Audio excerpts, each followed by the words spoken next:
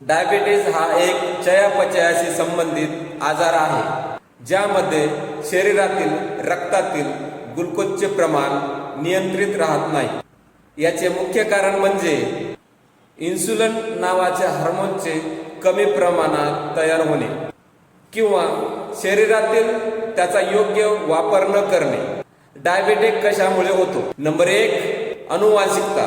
कुटुंबात जर कोणाला डायबिटीज असेल तर इतर सदस्यांना होण्याची शक्यता असते, जसे की आई वडील, भाऊ बहीण यांना जर डायबिटीज असेल तर तुम्हाला धोका जास्त असतो.